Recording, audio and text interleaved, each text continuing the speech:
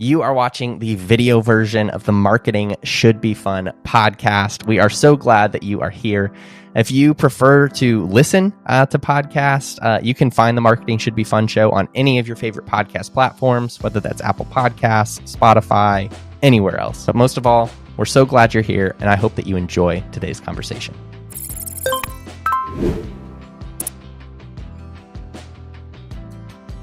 Well, welcome back to another episode of Marketing Should Be Fun. My name is Austin Savage. I'm here with my friend and business partner, Kelsey Zarko. Kelsey, you got a great sweatshirt on. You are ready for the vibes today. I do. I know. I don't know if people can see it on the video version, but it's the NFL Taylor's version. Very here for it. And it paid off. Buying that paid off. So... It's true. I ended up having a sick kid and couldn't even go to the party that I planned with all of my Taylor Swift decor. But I was like, at least I can still wear this sweatshirt afterwards. And it's not like awkward because they lost. So I feel good about that. That's really funny. I actually didn't think, I knew that you had to miss the party and I was like, that's really sad. But I didn't actually know that you had planned a whole Taylor Swift themed Super Bowl party.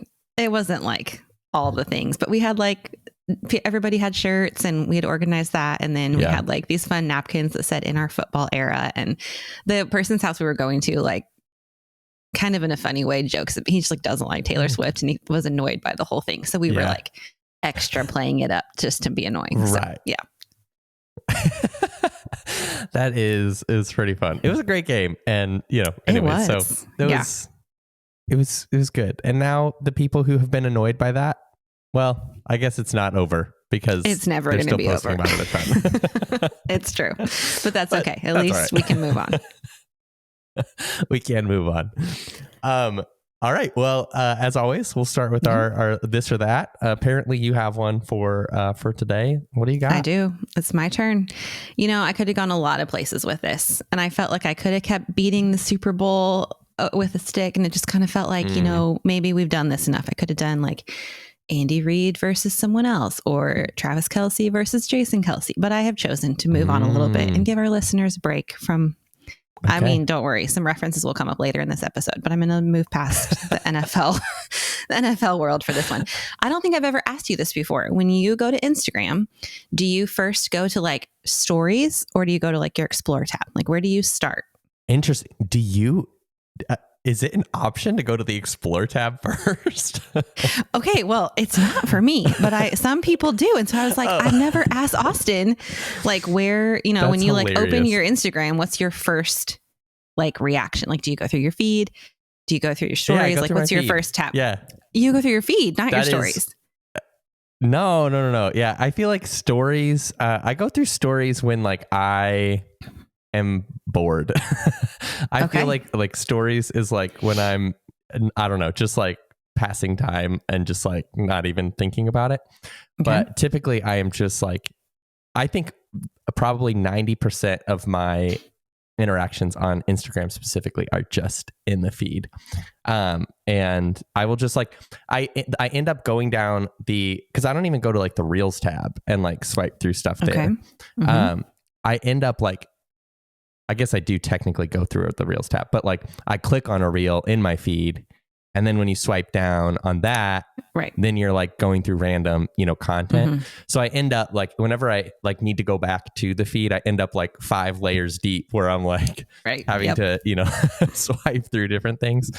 So I think that's the majority of it. But every once in a while, I'll obviously go through stories, or occasionally, I guess I will go to the Explore tab. More when I'm going to search for something, and I'll be what is this? I don't know, picture of this video game that I've played before or whatever. So I don't know. What's yours? That's funny. Mine is the same with percentages, but opposite. I spend probably 90% of my time in stories. In stories? My feed, yes.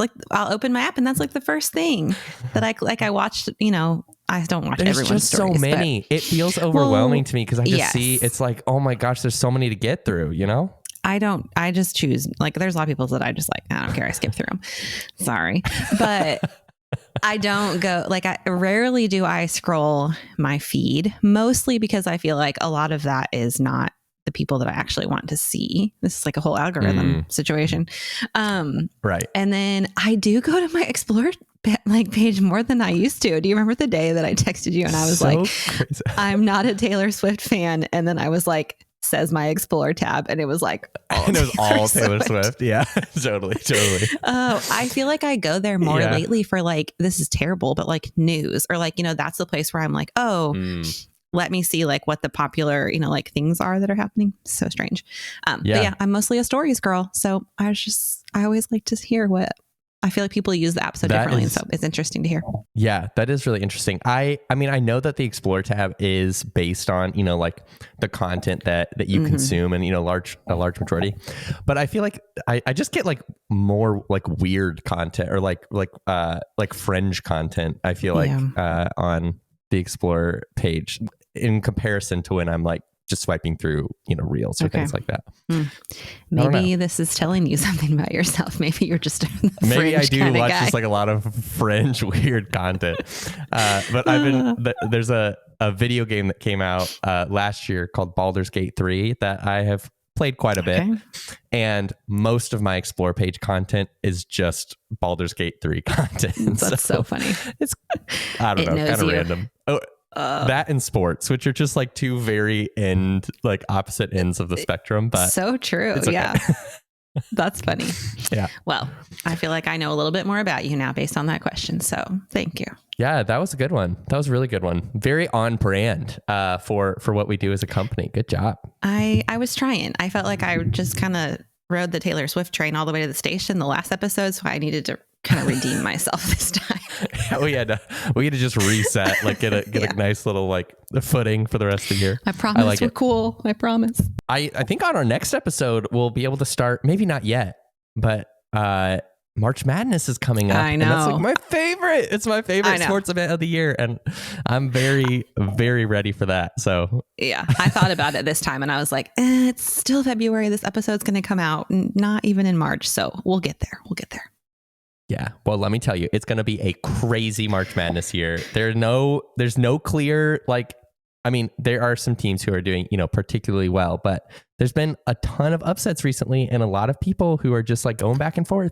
Yeah. And it's going to be a good year. So, maybe this year you and I will do better on our agency brackets than we did last year. We so won't let's both hope go out for in that. the first round.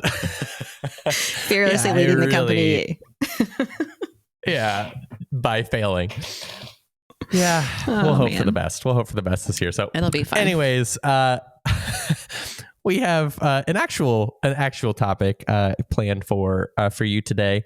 And we always we've had quite a few episodes where we've talked about this topic before. And it's something that we, it is kind of a thread through, everything that we create and really our philosophy as an agency. But it's something that we always want to come back to because for ourselves, it's always a good reminder of, how content performs and the reality that, as you've heard us say before, content performs on a human level. But we just want to talk today about how you are your brand and you are one of the most valuable assets to your content marketing strategy. And by you, we mean your personality, your interests, your perspectives, your voice, your face. All of these things are such kind of crucial parts of the effectiveness of your content. And that is a very, very real thing. And we want to chat a little bit about that today. So Kelsey, I'll throw it over to you for a second. I know this is something that we see just consistently for our clients, that, when we feature personal content, it performs better.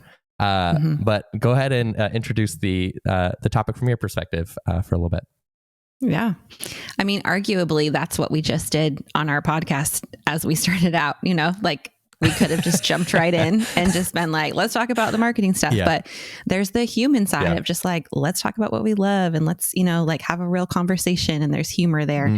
I think about even a podcast I listened to when I went out to dinner last night with a friend and driving home, and I was just literally laughing out loud in my car at this podcast because this is the part where the people are just talking about their real life and their real stories. And so when we connect to those people, human to human, we're more invested. We get them more. We feel like, oh, you're like me, I'm like you. There's this connection. And so it builds that trust of like, well, if I feel connected to you, I therefore also feel connected to whatever else you're sharing. And so I think it's almost like this starting point where many times we see our clients be worried about sharing that or feel like I need to keep that like behind the door and like just put the professional part forward, when arguably that is actually a strategy that hurts them more than helps them. There is, of course, a way to be professional with your content and still show who you are through your content. But I think I've just become more and more passionate about helping people see that is not a handicap for you. Like, don't put that behind you and feel like that has to be something you hide. Let's see how we can showcase that in a way that feels comfortable to you, or at least like, you know, maybe like pulls you one step out of your comfort zone. But that there's so much power to build an audience and to connect with your audience when you just take that step to do that. Totally. Yeah. I can think of, I mean, literally all of our clients, you know, it's so interesting. You know, when we try like a similar post, we've talked about this before, but like a similar post with a graphic and then like a similar post with a picture of them, you know, like same hook, but like just different. You know, typically it is going to be the video or the picture of them that performs better. Or I was just thinking, you know, we have a client that does a lot of work with marriages, and we recently featured like a behind the scenes look at this like marriage meeting that they have every week. And it got a lot of engagement because not only was it like a practical tip and like, here's something that you can do, but it was like, people felt like this was like, oh, this is so interesting to, you know, actually see behind the scenes and like learn a little bit about like what your life looks like. And it feels so much more real. It feels so much more kind of human, beyond some of the just like general tips that we can give, beyond some of the, you know, general kind of advice. When we're able to like contextualize that into their real life and their experience as people, we're just like, as humans, so much more interested in that because, you know, it feels like we are, because we crave connection, right? Like it feels like we are connected to these people that, you know, we generally kind of know of. Another random example that came to my mind, I know that we were pitching a client recently, and it's someone that I had followed for a long time. And one of the things that I shared with them in one of our conversations is that literally probably like 6 years ago, this person like posted a video about how they eat oatmeal every morning in order to like not have to make a decision for breakfast. Like there was this whole strategy to it of like, you know, how kind of how like Mark Zuckerberg and people like only wear like black shirts, you know, so they don't have to like make silly decisions and can save their brain power for more serious ones. It was the same thing for this person with oatmeal. It was like, I eat oatmeal every single morning. And here's why, la, la, la, la, da, da, da, da, da. And now every single time I eat oatmeal, I think of this person because they took the time to, you know, share it, they contextualize it into value, but they took the time to share something that was seemingly insignificant, but really like placed themselves in, you know, my mind for a very random, but like interesting kind of topic. So I'm rambling, but there's some things. That's a great example. I think of, you know, I know that we're going to laugh because it's a Taylor Swift reference, but it's a great example. Today, everyone's freaking out on TikTok because she posted an actual like video of herself. Like it's, you know, just like a TikTok that any of us would make. She's in a club for the after party, and she like shows Travis Kelce, and then she like swips over and like shows her parents, and she makes this awkward face, and she's like, it's a friends and family party, they say. And it's like this joke about her going, not even meaning to, but going clubbing with her parents after the Super Bowl. But people are just like flooding the comments, and the comments section is gold because everyone's like, oh my gosh, I feel like my bestie just sent this to me. And it's like, Taylor posted a real TikTok. You know, it's not one of her like produced, you know, like album advertisements or something. And I mean, the comments are just, it's worth going over and just looking at the comments to see kind of the proof behind this point of people just want to feel connected to who you are as a person and not feel like it's this, you know, like smoke and mirrors, and then like the real person is someone we don't know.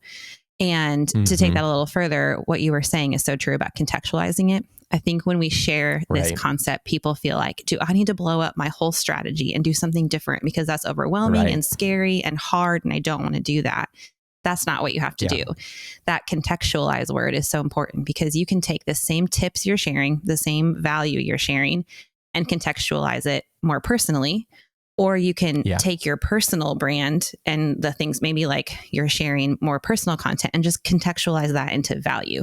So it's not that you have to blow up your whole strategy. It's just, how could you shift that to either take a step in one direction or the other, to be able to really just take advantage of that personal connection side and bring your value into it, or vice versa. Yeah. I think such a big piece of it, like you were just saying, is like learning to have like a content lens, I guess, about like every sort of aspect of your life, which like takes some time to get comfortable with. But so often I feel like we think of, it's like, here's what I'm doing in my business and in my life over here. Here's the content that I'm creating generally about the industry that I'm in. And they kind of like exist in two separate sort of parts of our brain. And, you know, every once in a while they might cross over, you know, we might think of, you know, something creative, but we don't often carry like the content lens of like, you know, what am I experiencing today that would be actually a really good, you know, piece of content, or a really good kind of like, you know, introduction for value to my audience. And often like this, what we're talking about, you know, featuring your personality, featuring your perspectives, and who you are, it can often be done through really simple things like just telling a story. You know, like it can be something like you record a video about a topic, but like you're starting that video with the story of a meeting that you were just in, or, you know, the story of, you know, an interaction that you had with, you know, one of your employees or a coworker, and using that to kind of launch like, so here's a reminder about this, or here's, you know, a tip that I have about, you know, this topic, you know, simple things like that, or even like capturing your routine in a day, or, you know, something silly like, you know, for me, every time I sit down to a meeting, I have to have a new cup of coffee. And, you know, it's like something silly, but like there's so many ways to flip that around to value of like having rhythms that work for you, or, you know, leveraging like who you are and how you know, structure your days and things like that. That can be, that something personal can kind of be used to launch into that value. I think these are great examples. It reminds me too of a client yesterday who sent me a video that we're going to use on their social, but she was just like, it's a video of her and she's like, I got new glasses and I'm still getting used to them. Like, what do you think? And then she's like, but getting new glasses reminded me of how in marriage we want to be seen. And then she like went into this whole thing about being seen in marriage. And I was like, dang girl, that was so good. Like, I'm so proud. It was just like a great segue, but I think we can do this in so much of our content, not just social media, but social media is just like, it's a softball pitch to be able to do this, because first of all, we say this all the time too. People get on social media to be social. They want to connect with people, not just be sold something or be like told something. They want that connection, that back and forth transaction. And social just makes this easy, because practically like things like B-roll are so popular right now on social, especially on Instagram or, you know, TikTok reel, or putting them on reels, or even shorts. Like put your video, your camera up and just have a video going of you like making breakfast for your kids, or, you know, getting ready in your office, and put whatever value you want to say on top of that. Like that's a simple shift, super practical, of just being able to slowly start to give people some behind the scenes or some look into like who you are, and not having to totally rewrite your whole content. Totally. And there are probably some listeners who, you know, kind of represent a brand that like isn't just them, right? Like that isn't just like, you know, their personality. And so obviously like a lot of what we have talked about so far is, you know, like if you have like a personal brand, or if you're, you know, building a business, you know, how are you kind of contextualizing aspects of your day to feature your personality and who you are? But I think the same thing can still be done even in a larger company, or, you know, a company that has, you know, a lot of team members, or, you know, that represents people across like, you know, a wide, like a lot of locations, you know, like a lot of different things. There are still a lot of ways that you can think through your content, not just in a separated way from, you know, the real day-to-day of your business, which a lot of companies do. Like a lot of companies are creating content that is promotional, that is, you know, value driven, but like in a disconnected way. And, you know, that is really kind of separate from who they are. And there's some really cool things, you know, we've worked with, you know, quite a few large clients. And, you know, we have one client that operates globally.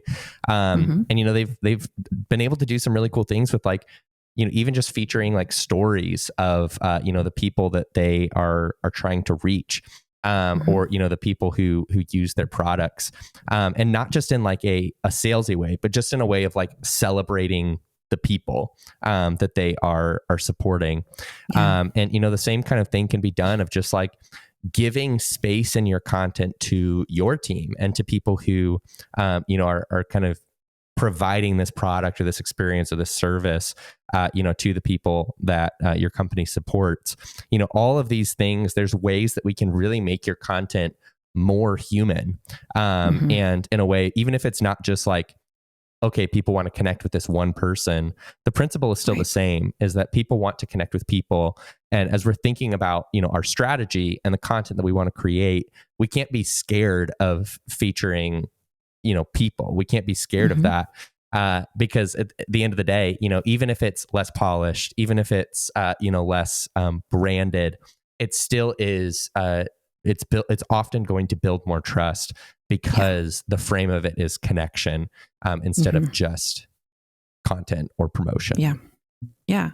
The human experience of life isn't polished and perfection. So when you can ease up a little bit and let some of that human grittiness in, you're just providing a more natural way for your audience and your target market to make that human connection with you, which then builds trust, which then leads to decision making. And that's why we do what we do. That is why we do what we do.